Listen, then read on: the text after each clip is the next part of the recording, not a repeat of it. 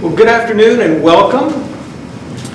My name is David Fott. I'm a professor of political science here at UNLV and director of the Great Works Academic Certificate Program. The Great Works Academic Certificate Program exists to encourage undergraduates to spend as much time as they can with the greatest minds who have ever lived. From Aristophanes to Jane Austen. We have them covered from A to A, as you see. Actually, our list is more extensive than from A to A. But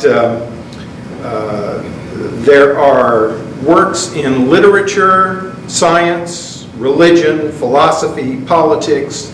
The program requires 12 credits of courses featuring primary sources written by authors on our 9-page list available at the website, Great Works Academic Certificate. It's a way to certify that you have taken rigorous courses and to impress graduate schools and employers. I won't say more about the program now, but feel free to contact me after the talk. I say with much gratitude that funding for today's lecture has come from the Jack Miller Center for Teaching America's Founding Principles and History, an organization based in Pennsylvania. Our speaker today, Mark Blitz, has shown the rare ability to move between the profound depths of political philosophy and the maelstrom of everyday politics. He is Fletcher Jones Professor of Political Philosophy at Claremont McKenna College. He served during the Reagan Administration as Associate Director of the United States Information Agency and as a senior professional staff member on the Senate Committee on Foreign Relations. He has been Vice President of the Hudson Institute and has taught political theory at Harvard University and the University of Pennsylvania. He is the author of these books, Reason and Politics, The Nature of Political Phenomena. That's the most recent one, right? Yes.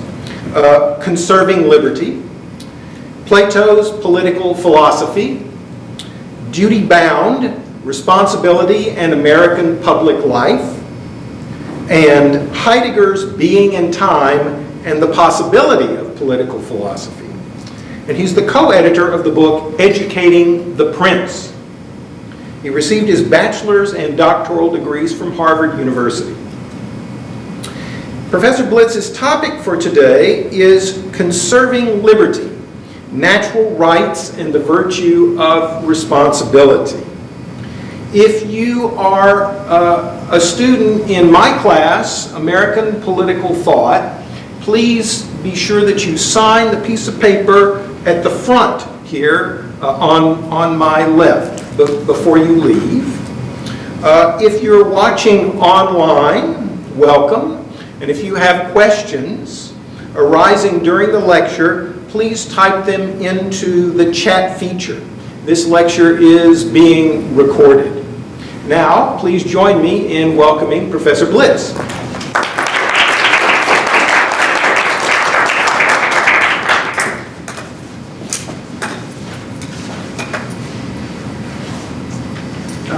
Thank you, David. Thank you for that nice introduction. Welcome to all of you here and online as well. One great virtue of a trip to Las Vegas is that it's also a trip to everywhere else.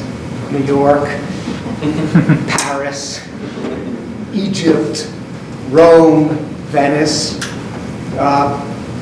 Our journey today will take a step back to the beginning of the United States, where the founders gambled something even greater than $1,000 on red or black on the roulette wheel, or $100 on the currently hapless team for which I root, the New York Football Giants, but hope springs eternal. As for the Declaration, as the Declaration of Independence tells us, the founders pledged and they risked their lives, their fortunes, and above all, their sacred honor. I mentioned the Declaration of Independence because my talk today centers on the natural rights that the Declaration defends. Securing natural rights, securing individual natural rights, is the purpose of our government and really the heart of our way of life. It's the liberty that we ought to be conserving. I want first to try to make clear what these natural rights are and why the founders believe that they truly exist. They're the ground of our way of life, not because of opinion, not because of arbitrary assertion, not because of self-interest, not because of class interest. Rather, in the view at least of the founders, they are the ground of our way of life because they truly exist and because we can discover them in their nature. That, as I said, is the founders' view, and certainly Thomas Jefferson's view. After I discuss natural rights a bit and what they mean, I'll turn to responsibility and other virtues of individual character that we need to secure our rights well and to use them well. After that, I'll briefly discuss the link between rights, responsibility, and government. And that link is the consent of the governed, and that means genuine self-government. I'll mention along the way, and then I'll close by mentioning several difficulties that today limit the practical dominance in the United States of these founding principles. And certainly feel free in questions and comments to object to anything that I say. Let me begin by reading the relevant passages from the Declaration of Independence. When in the course of human events, it becomes necessary for one people to dissolve the political bands which have connected them with another, and to assume among the powers of the earth the separate and equal station to which the laws of nature and of nature's God entitle them. A decent respect to the opinions of mankind requires that they should declare the causes which impel them to the separation. Famous first paragraph, next famous phrase. We hold these truths to be self-evident, that all men are created equal, that they're endowed by their Creator with certain unalienable rights, that among these are life, liberty, and the pursuit of happiness, that to secure these rights, governments are instituted among men, deriving their just powers from the consent of the governed. One characteristic, really one might say, or I would say, a dominant characteristic of today's political life and today's intellectual life and today's educational life is that we've forgotten what these statements actually mean. And forgotten why the founders thought that they were actually true. And in fact, decisive and important truths. So our first basic task is to clarify the meaning of these statements. First of all, what does nature mean when one talks about natural rights? What does nature mean? The Declaration does not mean it. Jefferson does not mean this term in some vague way. It's not a throwaway term. It's not filler. It means something. First of all, the nature of something is what is universally or generally true about it. The nature of something is what is universally or generally true about it. So, for instance, the nature of rabbits is what they all share. Or an individual's nature is her pervasive characteristic, to be calm, say, or to be thoughtful. The nature of something is also, second, what we do not make about it. What we do not make about it. In the way we speak of nature, let's say, as the birds and the bees, what we don't make. Or even what we mean when we ask someone to be natural, spontaneous, as opposed to artificial, as opposed to artificial. And the nature of something is also, third, what is essential in it. Let's say reason for human beings, as opposed to having toenails. Right? So natural rights, putting this together, natural rights are what are true universally.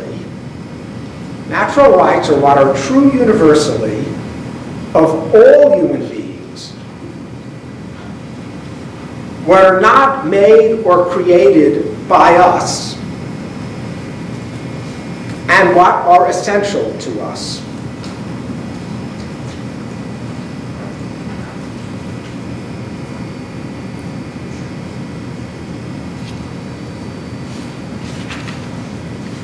Finally, because they're universal and unmade by us, the natural things can be discovered by reason. They're objects of reason. So, what is natural, in the sense meant in the Declaration, in the sense generally, what is natural is different from what is merely arbitrary, because it's universal, different from what is really merely made up and concocted, because it's what we don't make, different from what is trivial and unimportant, because it's essential, the essential characteristics of something, and not irrational. Those are the characteristics of nature that the authors of the Declaration, and in particular, of course, Jefferson, had in mind when discussing the existence of and claiming the existence of natural rights.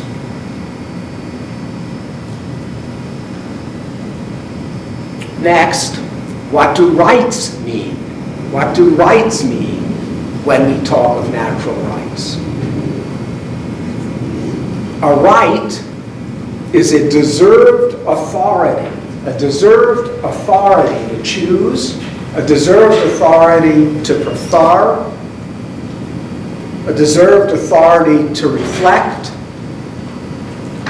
a deserved authority to will, and in some cases to act. A right is a deserved authority to choose, prefer, reflect, and will. So, putting these two things together, nature and rights, natural rights are the authorities to act and to choose and to prefer that are not made by us.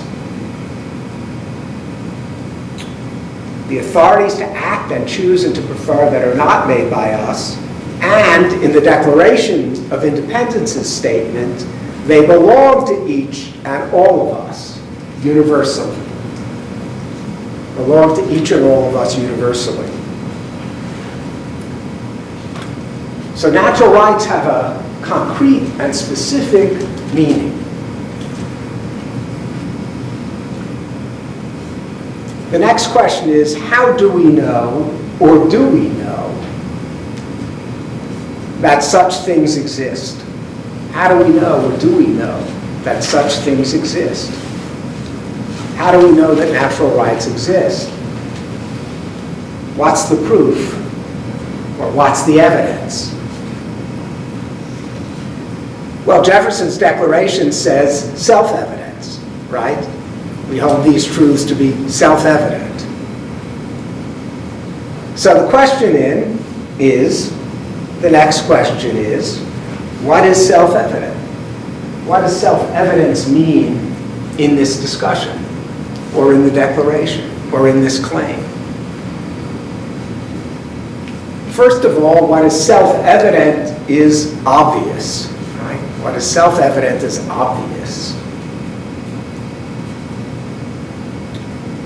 But it's not obvious immediately, always. It's obvious only when the blinders come off.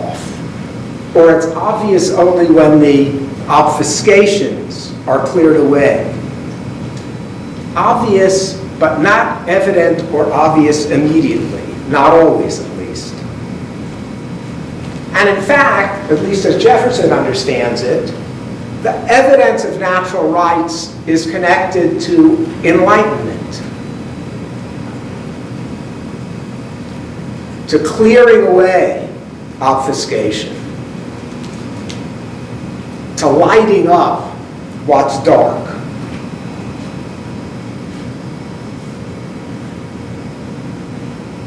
Jefferson himself was most concerned with clearing away religious obfuscation. That's a central reason why toleration, this virtue and practice of toleration, in a way replaces piety as our public religious virtue, whatever happens privately. So that religion becomes primarily a matter of private, voluntary choice. Now, what's self-evident is not only what is obvious. It's not only what is obvious. It's also, and here's the second element, something you must take for granted.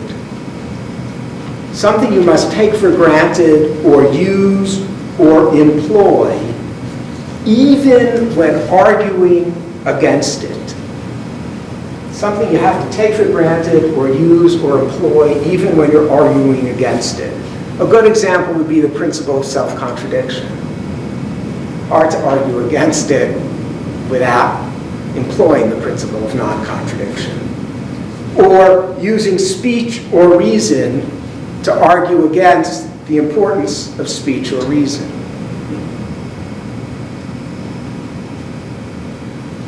Third, what is self-evident is something that you can use as a premise, something that you can use as a premise from which to discover other basic truths about the subject you're concerned with. Something self-evident is something you can use as a premise from which you can discover other basic truths about the subject you're concerned with. Think, for example, of the premises of geometry, the premises of Euclid's geometry. Abraham Lincoln thought of the self-evidence of the Declaration of Independence in this way.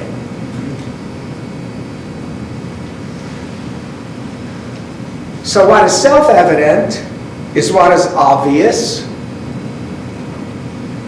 It's what you must take for granted.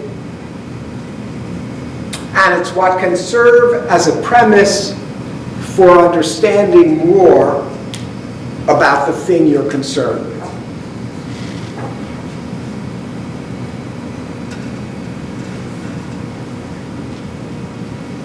Now next, where does one look to discover the self-evident truths that all men are created equal and are endowed with natural rights? Where does one look to discover this?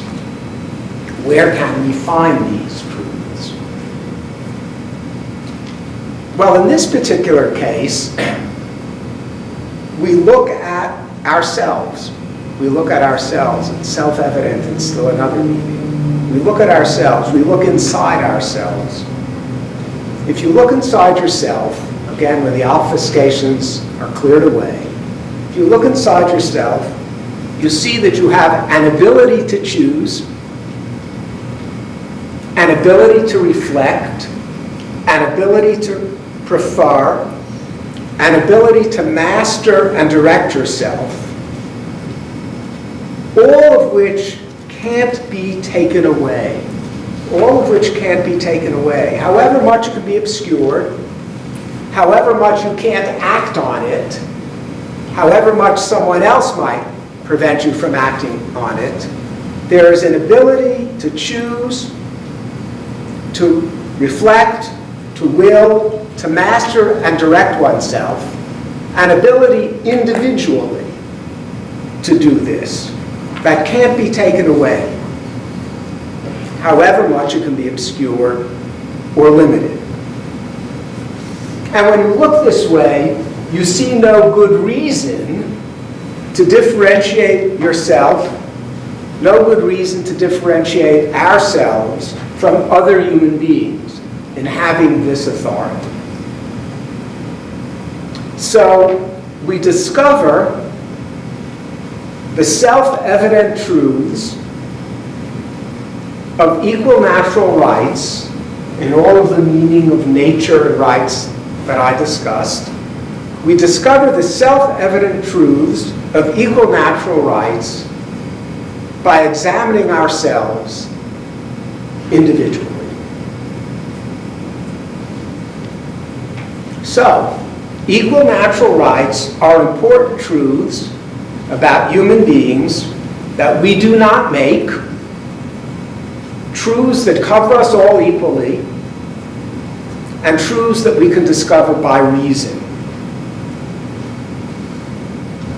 By observing ourselves, we see that each of us has an equal individual authority for our choice of life or preservation, of liberty, and of how to pursue happiness, the natural rights the Declaration mentions.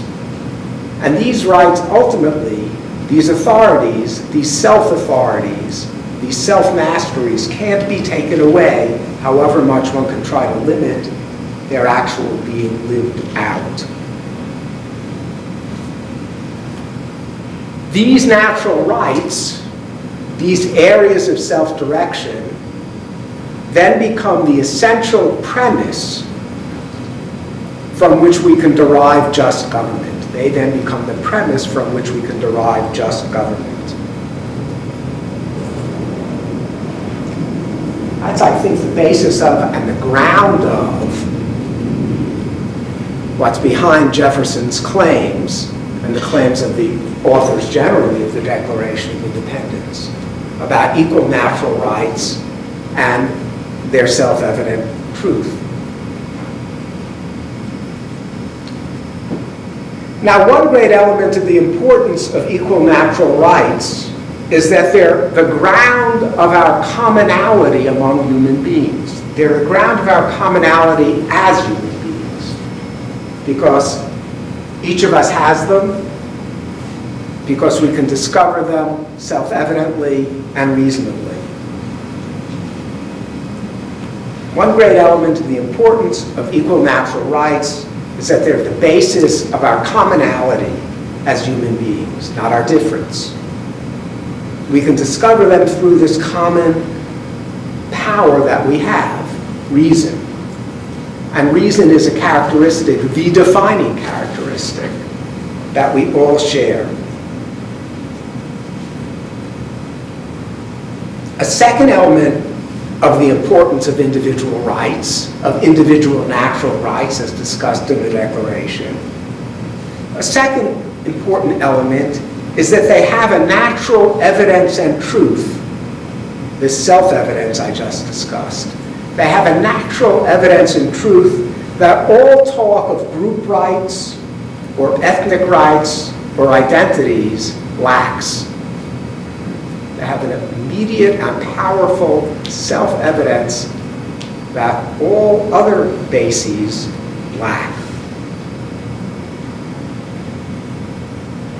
A third fundamental and important element of individual natural rights is that they're the ground of, the basis of justifiable equality, because we all have them equally.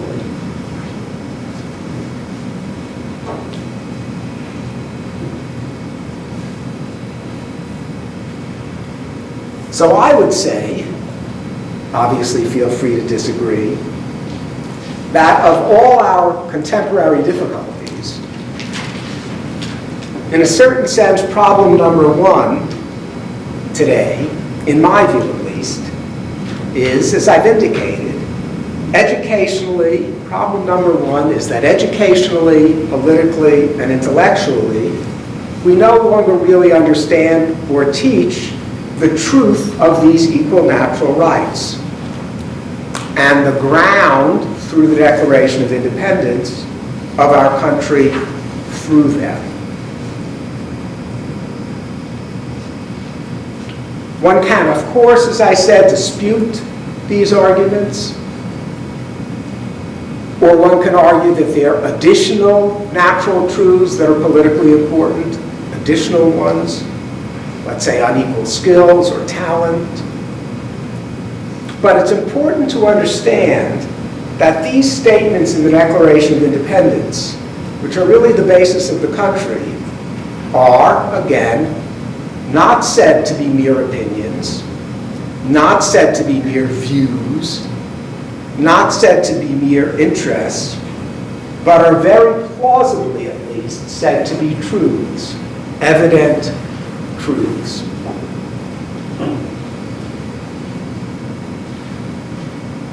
So that's my first topic and my first major topic. Now my next point is that to use our rights well, to secure them for ourselves, we need a certain type of character, a certain type of character. It's sometimes argued that the government of the United States is meant to operate mechanically. Everything fits together with no one having to think about anything. Sometimes argue that way. Or that separation of powers balances things so that we obtain slow and steady and predictable results. And that view is not altogether wrong, but it's insufficient, I'd say, but it's insufficient.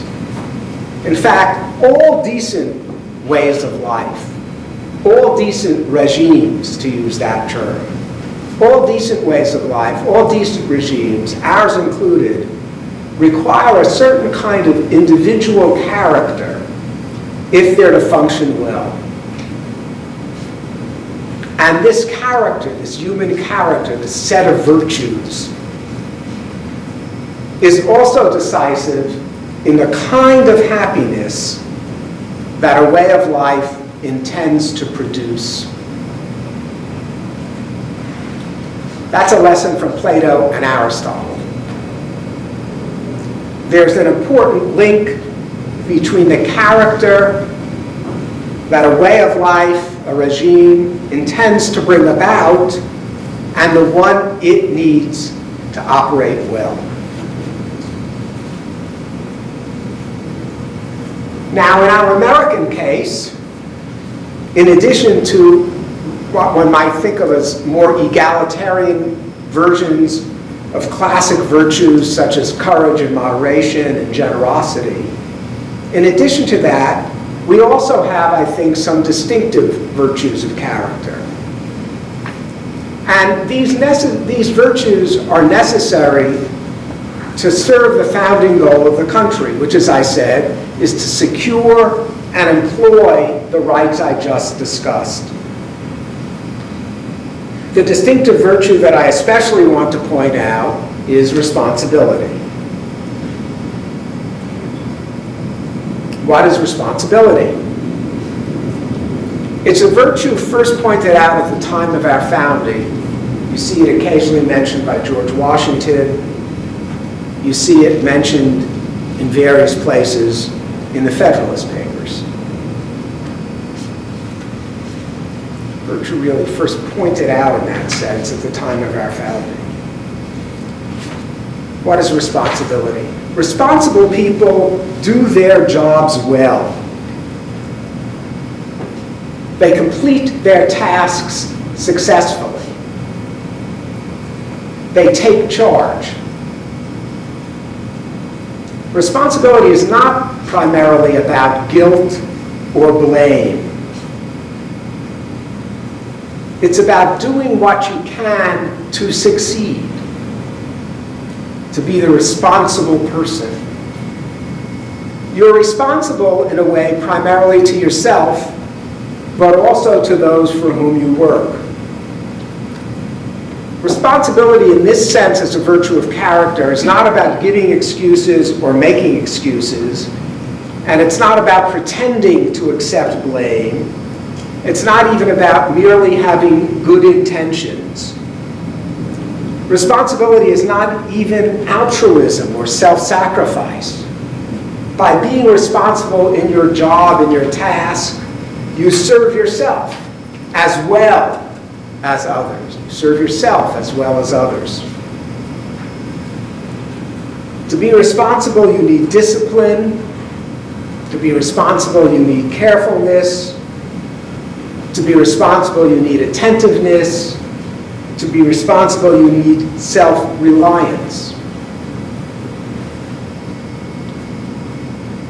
Responsible men and women are those with whom you'd want to start a business, or those whom you'd like to elect to the local school board. Responsibility, together with training and skill, is what you look for in a physician, or an electrician, or an auto mechanic. Across the board. A character and a virtue across the board. Without the virtue of responsibility, it's hard to make the most of oneself and to succeed in a liberal democracy such as ours. Hard to make the most of yourself and succeed in a liberal democracy such as ours without responsibility. Why? It's because in a liberal democracy, so much is open to so many. Things are not meant to be, and to some real degree are not, closed off by class or other characteristics. So much is open to so many, but that also means that not much is guaranteed. Not much is guaranteed. You need, in an important degree, to carve your own path to success.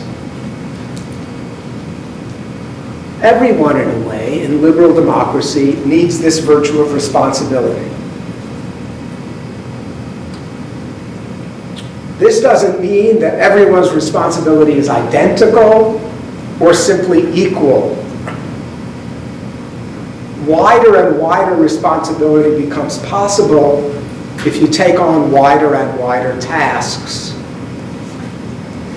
Wider and wider responsibility becomes possible as you take on wider and wider tasks. That ranges from your own work to responsibility for a family, to entrepreneurial tasks, to political tasks, to real statesmanship.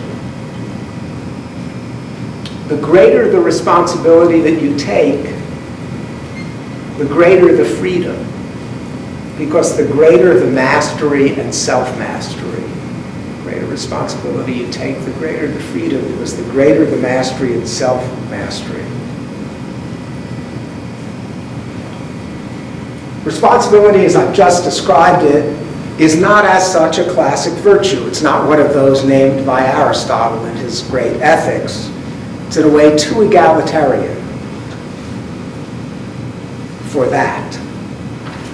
But in its heights, it can begin to stretch in the direction of what classically, for Aristotle, was the single greatest individual virtue, great pride or greatness of soul.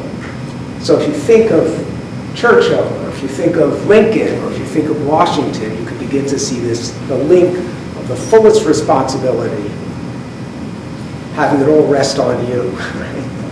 And great pride.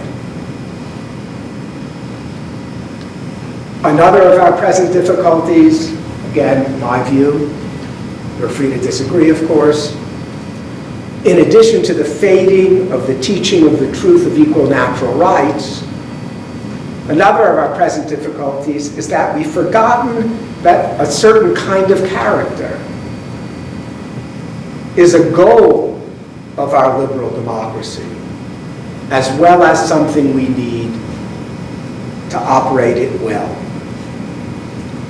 Something which is, in a way, obvious every day in political life and our major institutions.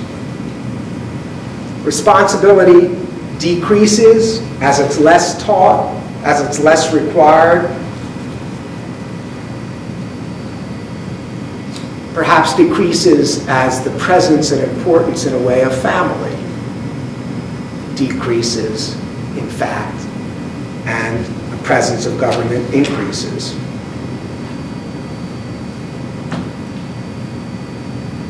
Responsibility, in a sense, even decreases as people try to freeze in place their own superior positions, right? You might say as elites try to freeze themselves in place, less is equally open to all. So, toleration, another distinctively modern virtue, right? That's also changed in a way. It began as a kind of grudging approval of religions other than one's own, grudging approval publicly. But now, basically, one is called on to celebrate equally all choices. As with responsibility, the need to differentiate, to judge, to rank, no longer required, sometimes frowned on. So excellence no longer really the guide that it was. First topic, natural rights and what they mean. Second topic, responsibility is the distinctive virtue most required to secure, to use well, one's individual rights. Now, my third topic. Natural rights and responsibility come together in self-government. The consent of the governed, as the Declaration of Independence mentions. How? The only naturally justified authority in this argument, as the Declaration of Independence understands it, the only naturally justified authority is individual authority, right? Individual rights, individual natural rights. So government can be made legitimate, having someone else tell you what to do, which is what government is. Government can be made legitimate at root only if you can trace it down and trace it back to individual choice. All authority is individual. The only natural authority is individual authority. So government can be justified, can be made legitimate only if at some point at root it can be traced to individual choice. Ultimately, in practice, that means majority choice because we're equal in our rights. But of course, majorities can restrict individual and minority freedom. There can be a difference between what a majority desires, which might well be to limit minority and individual liberty and property. There can be a difference between what a majority desires, which can be to limit those things, and securing the rights of individuals. There can be a difference between securing the rights of individuals and what majorities desire. In a way, that was at the heart of the dispute between Abraham Lincoln and Stephen Douglas. Really at the heart of the dispute, in a way, between Lincoln and Douglas. Their dispute concerning popular sovereignty, as opposed to limiting slavery, whatever a voting majority wants. Popular sovereignty means what the majority wants, right? Limiting slavery a necessary consequence of equal individual natural rights, whatever the majority wants. So, the purpose of the government, from the view of the Declaration, is to secure equal individual rights.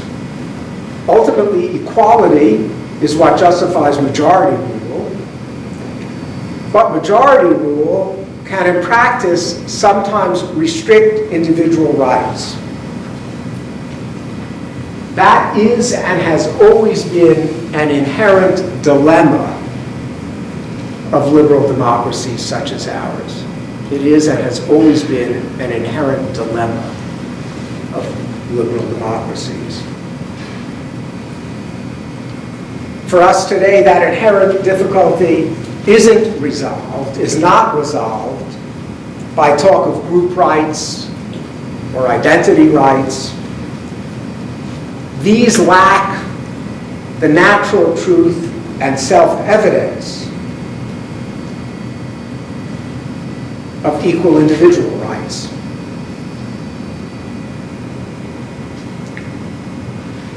Restrictions on majorities and restrictions on individuals that are based on elite self-interest or minority self-interest or identity self-interest are also unjustified. In fact, in a way, more clearly unjustified than majority impositions. And the American founders were concerned with this issue too. Perhaps dominance of minorities, as well as with the issue of majority impositions on individual rights.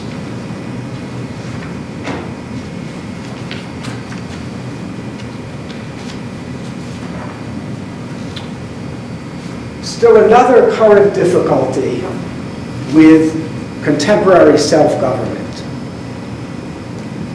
with the current reality of consent of the governed. That problem is that self-government by citizens is limited by the rule of experts. That's actually been a problem or a question or a difficulty since the beginning of the growth of bureaucracy.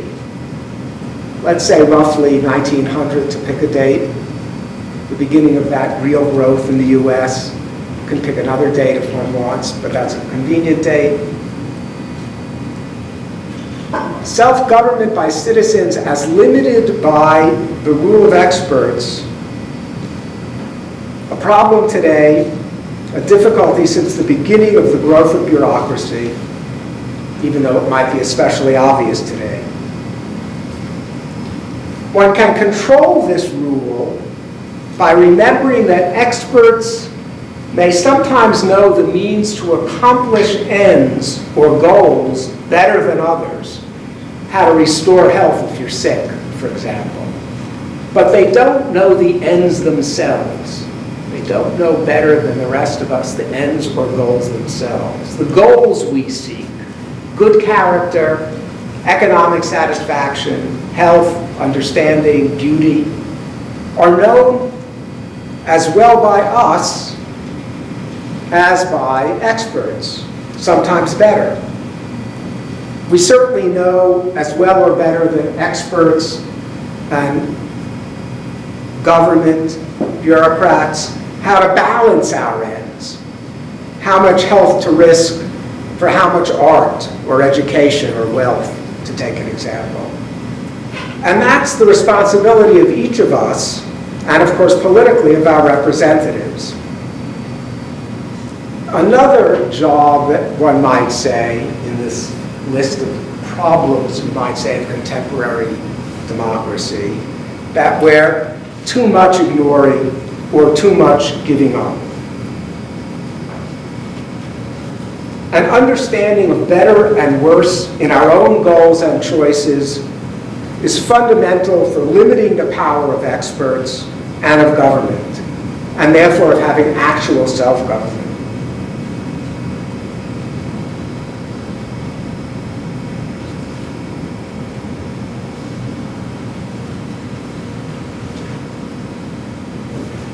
One more difficulty today is that a kind of irrational individualism. Everyone claims to have his or her own truth is something that one sees. That claim that everyone has his or her own truth means that we cannot see reasonably and generally what is better and worse. And that restricts and limits a clear look at how to use one's abilities individually and publicly. And it also, to return to my first topic, distorts a view, distorts a clear grasp of the true grounds to understand and defend equal individual rights. If everyone has his or her own truth, where is the general and common understanding, which is at the ground of equal individual rights? So, to sum up, we face several difficulties today that are clear in terms of the principles of our founding. One is not believing in the possibility of the truth of equal natural rights, not believing in the possibility of the truth of equal individual natural rights, and not understanding properly what they are. Whereas at the heart of the Declaration is an argument that they are true and a clear understanding of what they are. A second difficulty, not teaching, maybe not practicing enough also, responsibility and other virtues of character that are required to use one's rights well.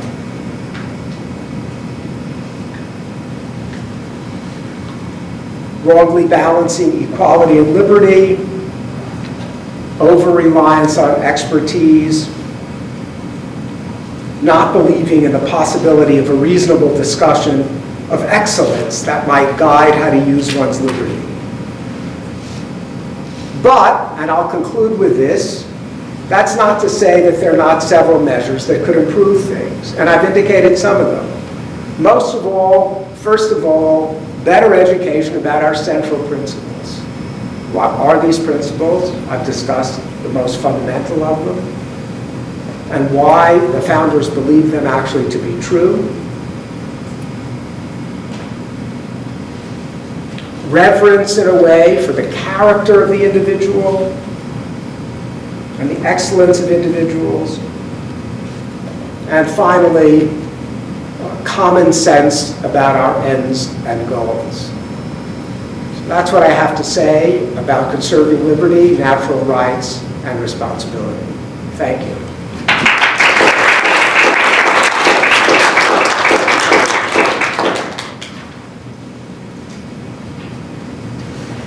Thank you. Thank you very much, Professor Blitz. Thank you. We may have questions from two places, from you here physically and from our online audience. Maybe a good thing to do would be to alternate. If you, Dr. Rhodes, do you see questions? There are no questions currently, but I'll be monitoring the chat. Okay, all right. We'll monitor the chat, and in the meantime, please feel free to raise your hand if you have a question for Professor Blitz. Yes, sir. You mentioned tolerance, and the implication was that it's contraposed with responsibility, it seemed, yet it's listed as a virtue. Could you just elaborate a little bit on what you mean with that? Sure. I mean both of them together as virtues that you see in contemporary, in liberal democracy, starting with the U.S., in particular, to a degree, Great Britain before them. Toleration is not a classic virtue. When you look at Aristotle's Ethics, which is the list of the classic virtues, you don't see religious toleration. One reason you don't is because in those communities you had singular religions, right? A single dominant religion, and the virtue of religiously that you would have would be a kind of piety. Right? Part of the movement to modern or liberal democracy is a movement away from the dominance of religion publicly. having something to do with the great religious wars in the 17th century, but other reasons as well. So that the public virtue of religion is toleration of various religions, not your own necessarily. Privately, piety might well be a virtue. So I think of toleration together in a certain sense with responsibility as virtues of character that seem to be required for securing equal natural rights. Toleration has something to do with equality, the publicly equal treatment of religion. But at the beginning, it was toleration, in one sense of toleration. I'll tolerate that, right? You accept it grudgingly from a public point of view. So I think of the two of them as modern virtues as opposed to ancient virtues or classic virtues. Another one, which I didn't mention, is industriousness, hard work. As if you look at Aristotle, you won't see that. It's not that you're supposed to be lazy, but industriousness is egalitarian. Everyone is working. Not the same exactly as in an aristocratic community. So that's how I think of really a link in a way between toleration and responsibility as kind of distinctive, new and modern virtues, if that makes sense. Thank you. Yeah, sure.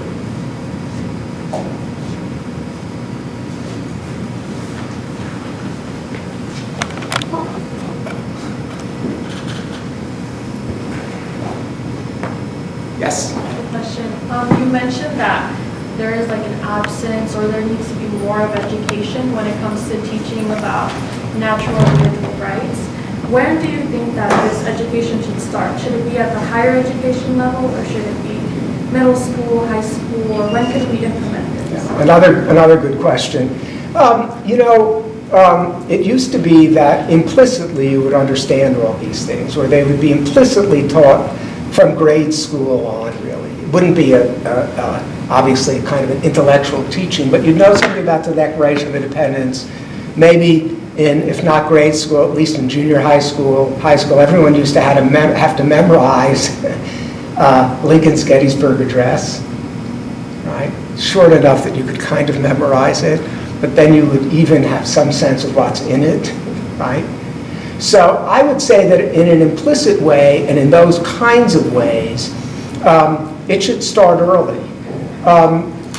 Later on, you can have a deeper understanding of some of these questions of what nature is and what rights are, and some of the disputes that you might reasonably have about them and about some of what I've said as well. But I think in the basic implicit sense of this is the heart of and the ground of our government and constitutional protections,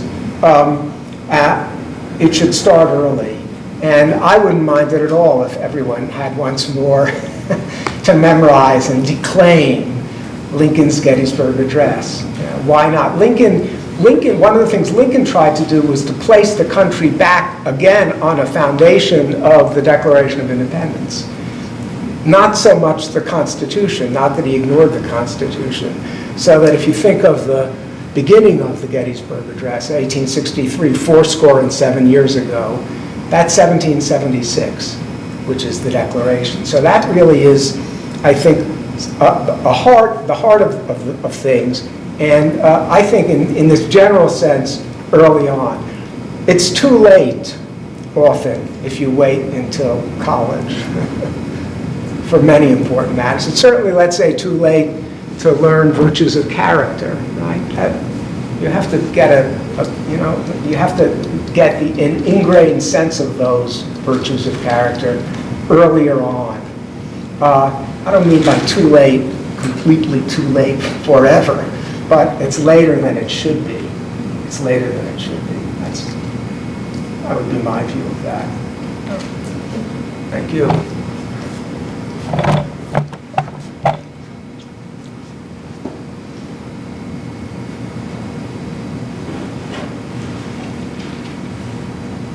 Yes. Yes, thank you for the talk. If there were people who didn't hold didn't recognize the self-evident truths that are described in the Declaration. Could you say more about how we could or you would recommend making the self-evident truths evident to those who are not self-evident? Sure, good question, of course. One element of self-evidence, as I said, is something that's obvious, but it's not obvious if things are blocking your view. So I think the first thing one needs to do is to see what's blocking a view. Jefferson was thinking, as I said, mostly of, I think, various forms of religious belief or religious control. But of course, it doesn't have to be that. There are all sorts of other things which might block one's view. So the first thing I think is to see what is blocking one's view and to see if one can clear that away to begin with. That doesn't mean that you'll necessarily recognize or agree to the self-evident truths, but nonetheless you'll be able to see them. I think a second would be, following from one element of self-evident truths, is the argument that there are no such things, not itself something which in fact takes for granted that there are such things.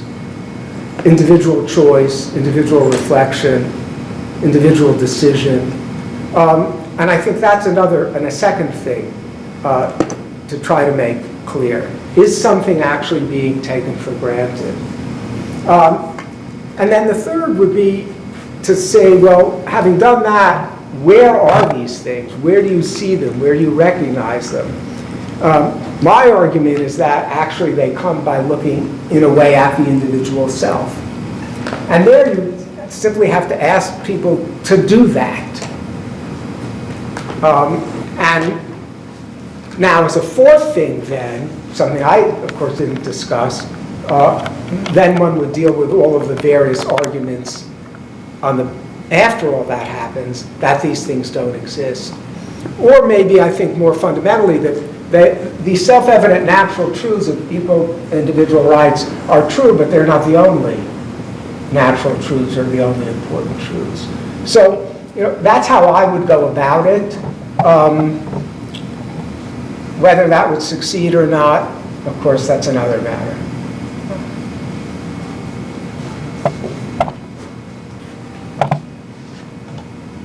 Yes? How would you respond to people when they say that we should sacrifice individual freedoms and liberties for the greater good of the community? Is there a danger to that? Yeah, I mean, if the question is, what is the good of the community?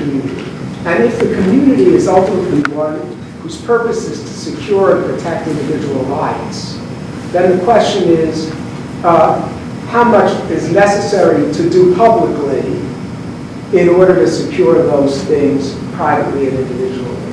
And there are various things that need to be done publicly, so not necessarily sacrifice in a deep sense in all cases, but in some cases, of course, in wartime, the possibility of deep sacrifice. How does one make that argument? Well, I think in 2 or 3 ways. First, and this is really what these classic thinkers that Jefferson based some of his arguments on did, let's say John Locke, Thomas Hobbes. Imagine a situation in which there is no government or no common authority or no public authority, and we were each free to do what we wanted to do. Their argument is it would be chaos and destruction, war, danger, difficulty. So something needs to be done by way of listening to and obeying something that's public, which is a fancy way of saying the law and government, in order to secure as much individual freedom as you can. To secure as much individual freedom as one can, one needs to be secure against the arbitrary actions of others. Murder, theft, and so on. So that's the first basic point. Government whose purpose is to secure individual rights, maybe other purposes too, but that basic purpose of securing individual rights, needs to have enough power and common agreement to do its job successfully. So that's a broad and general statement. What does that mean for you individually, or anybody individually? I think it has something to do with what I said about the degree and depth and range of the responsibilities you want to take on. Is it a responsibility to yourself narrowly, your own interest, or to your family, or to your profession, or to your community as a citizen, or then even as one of the ones who leads the community? And the degree of that responsibility, or that degree of action that you take on, I think will vary to some degree. Obeying the law, that's a limit everyone in a way needs to face. But beyond that, it's a variable matter. And I would even say, and I did say and claim, that the greater responsibility, in a way, the greater the freedom. Contradictory as that might sound sometimes, the greater responsibility, the greater the freedom, because you are acting on a bigger stage. You're mastering more. Was Churchill or Lincoln or Washington, were they less free because of the breadth of their activity, or ultimately more free? So I'd make a variety of those kinds of arguments. And again, whether they'd be successful, we'll see where someone decided to counter those arguments. Yeah. I have a question from the remote chat from Miranda. What are distinct ways in which citizens can use their responsibilities to create a better self-government? And then, is it strictly through education or politics? Yeah, good question. It's never strictly through education or strictly through politics. And it sometimes even can have something to do with private life. I think one has to do 2 or 3 things. Reassert the importance of the connection between character and freedom, and therefore responsible action and freedom, and therefore self-government and freedom. And that means not allowing or letting other people do things for you too much. Doing as much of these things as you can for yourself in a variety of activities. Educationally, I think it means intelligent teaching, but really arguing and discussing, because people may well disagree, about these fundamental and basic principles of government. And then in politics, it certainly means involving yourself politically. That's the key area in which people are often content to let other people do the work. And ranging from voting to real political activity, something people need to do. And exercise their own responsibility and freedom, whatever the diversity of political views. So I would say a little more education and a little more public involvement and a little less private self-interest. That would be my set of recommendations, at least. So thank you, Miranda. Thank you. You had said that natural rights and responsibilities will come together to create true self-government. So then I would assume that, if we have irresponsibility, then we couldn't have true self-government. So if we took the virtue of responsibility, like in Aristotle's sense, of like having two vices, what do you believe would be the other vice of responsibility? Yeah, that's a very good question. On the one side, you could clearly enough say irresponsibility, right? So, not being serious, not trying to get the job done, not taking charge. And that could even be connected to fake responsibility, where you pretend to take blame, but you're not really doing what needs to be done. So that, I think, would be deficient responsibility, as Aristotle might think of it. How might you think of excessive responsibility, or a vice on the other side? You might say that wouldn't be all that unlike what he has in mind with one of the vices of greatness of soul. Thinking that you are cut out for greater things than you actually are. So, you might think in any presidential election cycle, there are 40 different people who think they ought to be president. surely they're not all correct, right? So there's something like that is what I would say.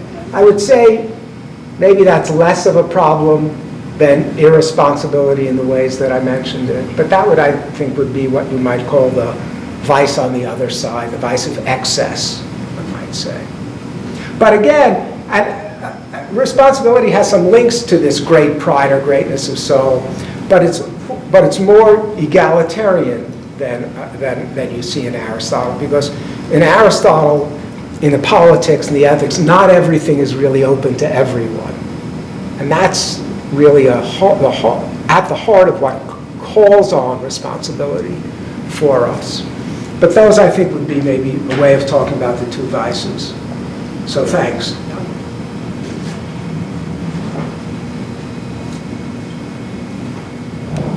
I'll ask a question. Sure, if anyone else wants to jump in.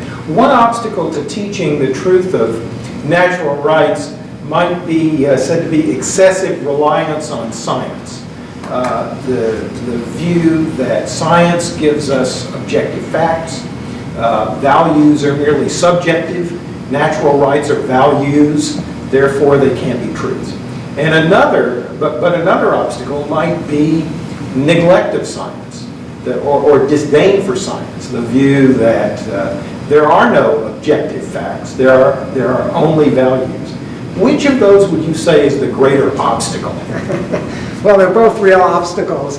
I mentioned in a way the second one, this kind of everyone has his own truth, everyone has her own truth, which I think is not true.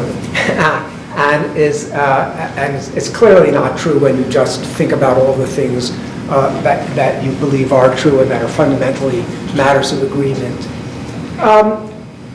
For the first problem, the proof of the pudding is in the eating, meaning, can one actually show that there are fundamental truths that are not the truths of natural science? Are these self-evident truths self-evident or not? Or if they're not self-evident, are they at least true? If one doesn't believe them to be true, what's the argument against them?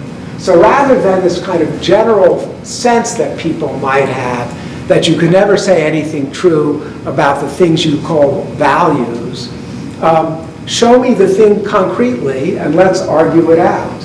In the case of self-evident truths, I made those kinds of arguments. There are other natural truths about human beings which have some political import. Our different talents, our different degrees of talent, our different degrees of intelligence, and so on. Do those have political meaning, moral meaning? Yes, they might well have such meaning. Are they truths? One could try to deny them, but it would be a very difficult thing to do. Is there no difference between Mozart and Beethoven and the rest of us, or pick any musician or composer that you actually like in musical terms? You couldn't make that argument in a sensible and reasonable way. So that's another set of truths that may have some political meaning and import.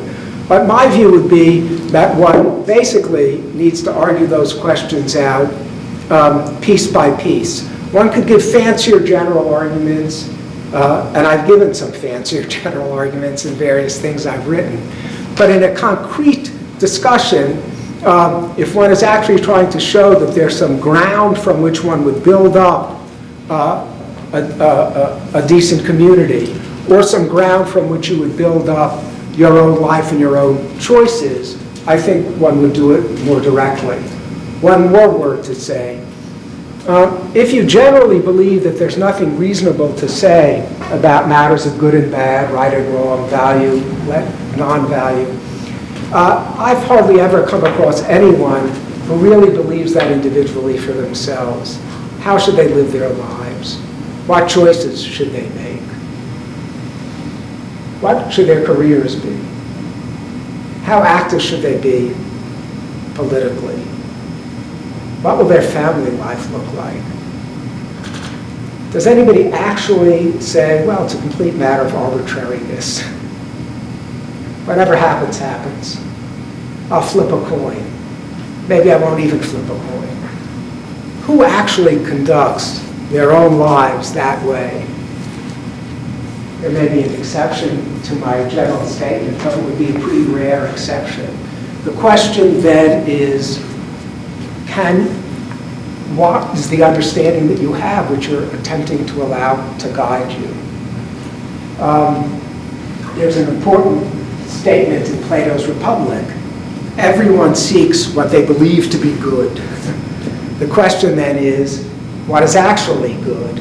And when you raise that issue, you see that you almost never make your own choices in a completely arbitrary manner, as if there's nothing true or false or knowledgeable or lacking in knowledge about these issues. So those are the various things that I would say. Which of the two issues is more the issue? I think all that varies, I think, with time.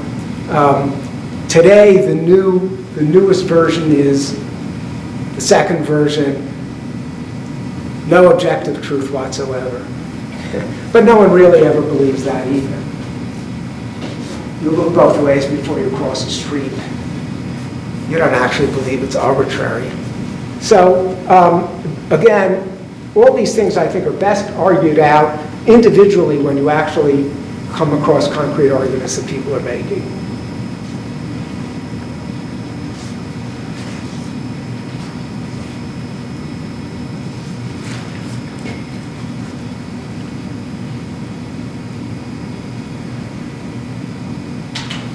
All right, one more. Is it too late to reach politicians once they've entered the highest echelons of political life to get them to rethink if they have doubts about the truth of natural rights? Is it too late to reach them then? You know, a lot of it, I mean, it's largely too late, of course, right? It's largely too late for any of us once we become adults. It's very hard to convince someone of something important once they reach a certain age. But sure, it's possible, and it's possible dependent on who's around you, who your advisors are, who's there. I'll give one example, one concrete example. It may be an example that substantively half the room or 3/4 of the room or 100% of the room doesn't like, but nonetheless it's an example. Clarence Thomas, who came to the views that he has, which I think govern his jurisprudence now in the Supreme Court, through lots of discussion and conversation with a couple of the people who work for him at the Equal Employment Opportunities Commission when he was older and when they were older, and where there was an eagerness that he had to learn and understand. So, and there are other cases, I think, in which this happens as well. But it's rare, and a lot of it depends on who's around you and who supports your instincts one way or another. But as I said, it's not just politicians. We should, just pat ourselves on the back for being more open-minded. If you get to a certain age, not many people are open-minded. We try to be open-minded for a living, and it's not so clear how open-minded we are, let alone everyone else. Good. Other questions?